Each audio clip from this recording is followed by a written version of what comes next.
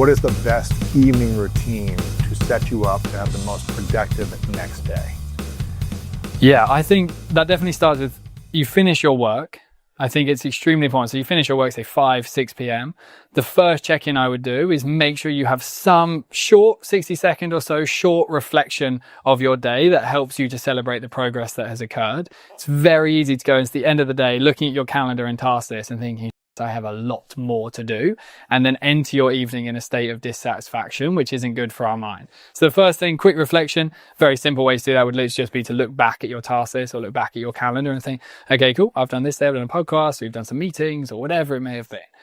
Then I think you need a period of time away from wherever you were working. So if you're in the office, you're naturally leaving the office, which is good. A lot of people obviously work from home now. You then need to leave your home. Go outside, get some Go outside. nature. That could be walking. If it's still light in the summer sort of months, go into nature, have a period of that. Could be to the gym. The most important thing is after that work period, you're then entering 60 to 90 minutes completely screen free. So you need a moment where your brain is going to destimulate, and it almost can be uncomfortable, that experience, because our brain is in that dopamine loop all day. We separate from the technology of our phone or our laptop, and suddenly we can almost feel a bit of a decline. And that's when we're like, well, actually, no, I think I'll just stay on the phone for the evening. Or turn the TV on or something. TV on. A different screen. Different screen. And I think if you can have a period, so that could be gym, it could be for a walk, it might be that you just need to go like supermarket shopping. You could at least get away from make yourself dinner or whatever it might be, like do an activity, right? For sure. And then we basically try and get people to, they come back from that activity, they've then got dinner, and you've got potentially like TV watching and social. That's kind of your potential evening activities typically in our world.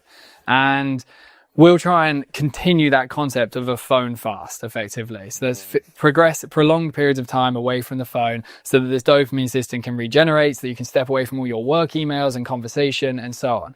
And phone fasting really requires, and this is very clear in our work, it requires physical separation from the device. Not even just being close to you. It can't be anywhere flipping it over. That's not a fast. That just does not work. It has to be in like an office on a windowsill away from you so that you're not near it, because we effectively have this experience of boredom begins to arise in our brain. Like we're cooking and we're like, this is uncomfortable, I'm bored. And the reason we feel that way is because dopamine is declining. Or it might be like we're eating dinner, we're talking to someone, and that even might be boring now because we're so in stimulation all day. Gosh. And we call this the boredom barrier, where basically what you see is there's a period of maybe 10 to 15 minutes where you feel uncomfortable and you're like, oh, this is kind of, you want your phone and you want stimulation. But you do quickly surpass what we call the boredom barrier if you stay in the state of boredom, and then it becomes okay again. Unsurprisingly, humans were able to do life without phones prior to them being a thing. And we'll then guide them. They cook, they eat, and then maybe they watch TV. With the TV, I really don't think the TV is as significant as a problem as all the other aspects of technology. It's not a quick scrolling. At least you're engaging in a storytelling or something slower, hopefully, right? For sure. And we have these simple questions when people are going through the experiences, these interactive questions. When we ask people whether they watched TV and scrolled at the same time the night before, we have a 96% yes rate to that question. Wow. So the vast majority of society scrolls and watches TV. And then you explore why TV's boring now. TV is so boring now. It's too slow. So it's like, let me scroll and watch. Right? Yeah, like sitting there and just watching Netflix, or like I watched Gladiator, the movie, the other day. That's a great, yes, good movie. My girlfriend had never seen Gladiator. Gladiator's a really good you watched film. The first one or the second one? First one. Okay. We haven't seen the new one yet. Oh, the first one. But as you'll see, if you observe the difference between the new one that comes out, the new one will be dopamine carnage in comparison. It's a slower storytelling of the old one, yeah. And we're watching it and you're kind of sitting there and you actually are a bit bored while you're watching a film. And back in the day, if you went back to like the 70s, that would have been like hyper dopamine stimulation. But this is how the baselines are changing over time because of the overstimulation. You're like, this is too slow of a movie. Where like most people, it's their top 10 movie of all time. It's like, and we just need to become comfortable with that experience so that this chemical can restore itself effectively. And again, physical separation is important. If you're with other people, like you've got a partner or kids or anyone, it's unbelievably important that they also participate in the phone fast. And there's this really interesting area of neuroscience about anticipatory dopamine, which is basically the concept that your dopamine will rise simply at the thought of accessing dopamine, not just when you engage with it. And like, if you're like, you're sitting at a restaurant with your wife and you're eating some food and then they take out their phones, check it quickly. And before you've even thought, yours is boom, straight in the hand. And effectively your brain has seen their dopamine rise, experienced anticipation, and it's driven you into action towards the same experience of dopamine. Wow. So it's very important. Like if you're going to sit on the sofa and not be on it, they have to not be on it as well, because the battle's too hard to fight. What is the benefit of having strategic boredom time every single day?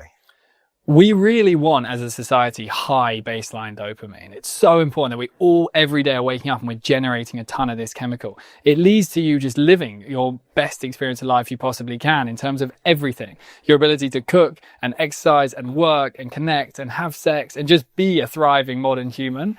All of us are basically waking up with low baseline dopamine, and therefore it is not the greatest experience of life humanity can have. And if we do begin to get this chemical back into balance, that's what's going to be the end product. So when you have all these different actions coming into play, ultimately you're just looking at, do I want to absolutely love my experience of life, or do I want it to feel like pretty cool, like pretty average, medium? And it's like, if you can experience like your life feeling really good, and I've had this, like all of this guidance doesn't come from a neuroscientist that thinks dopamine is cool. It comes from an addict that lived a pretty experience of life for like 10 years. And I just wasn't that happy. I wasn't thriving in my work. My food wasn't good. My exercise wasn't good. Dating wasn't good. Everything was off. My ability to like feel connected to my family and contribute to my family, everything felt misaligned. And ultimately getting dopamine in check just changed all of that. It completely changed the experience I'm having.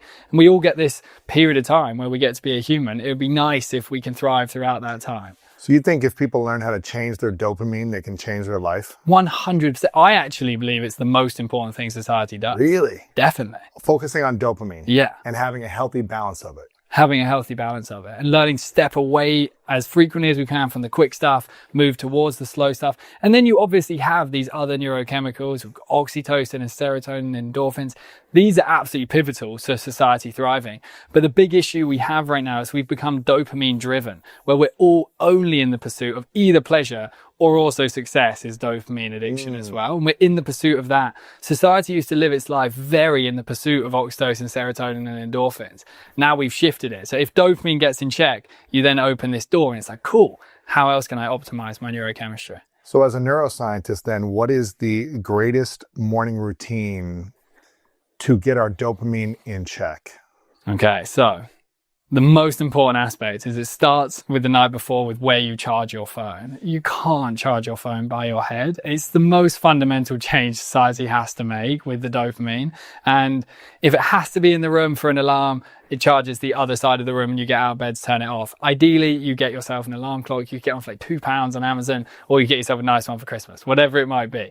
But we need an alarm clock and we need to wake up and not go into quick dopamine. I would say we need an absolute minimum of 15 minutes before we see a phone screen. Ideally, I would push that towards 30 in the morning. minutes. Yeah. I don't think you can see a phone within 15 minutes.